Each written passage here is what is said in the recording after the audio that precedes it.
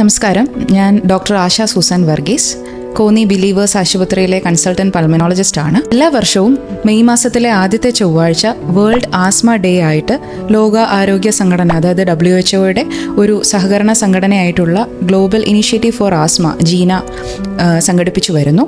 ഈ വർഷം, അതായത് 2024 മെയ് മാസം 7-ാം തീയതിയാണ് വേൾഡ് ആസ്മ ഡേ ആയിട്ട് തിരഞ്ഞെടുത്തിരിക്കുന്നത്.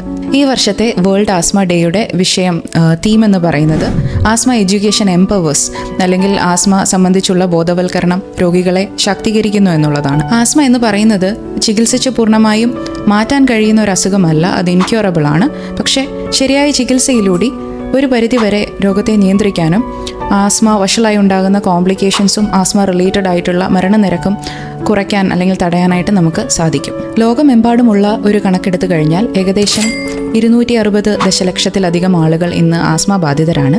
അതിൽ തന്നെയും പ്രതിവർഷം ഏകദേശം 4.5 ലക്ഷത്തിലധികം ആളുകൾ ആസ്മ റിലേറ്റഡ് ആയിട്ടുള്ള കാരണങ്ങൾ കൊണ്ട് മരണമടയുന്നുണ്ട്.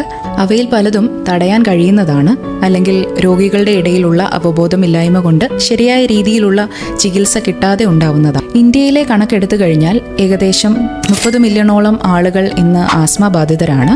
1013 മരണം ആസ്മ റിലേറ്റഡ് ആയിട്ടാണ് കണ്ടെത്തിയിരിക്കുന്നത്. അതുകൊണ്ട് ആസ്മ ബാധിതർ എപ്പോൾ വൈദ്യസഹായം തേടണമെന്നും എന്തൊക്കെ ചികിത്സാ മാർഗങ്ങൾ അവൈലബിൾ ആയിട്ടുണ്ട് എന്നുള്ളതിനെക്കുറിച്ചുള്ള ഒരു അവയർനെസ് കൊടുക്കേണ്ടതിൻ്റെ ആവശ്യകതയെപ്പറ്റി ജീന എന്ന സംഘടന പറയുന്നുണ്ട്. ആസ്മ രോഗത്തെക്കുറിച്ച് സാധാരണയായി രോഗികളുടെ ഇടയിലുള്ള ചില സംശയങ്ങൾക്ക് ഉത്തരവും എന്തൊക്കെ ചികിത്സാ മാർഗങ്ങൾ നിലവിൽ അവൈലബിൾ ആയിട്ടുണ്ട് എന്നുള്ളതിനെക്കുറിച്ചും അടുത്ത വീഡിയോയിൽ സംസാരിക്കുന്നതാണ്. Thank U.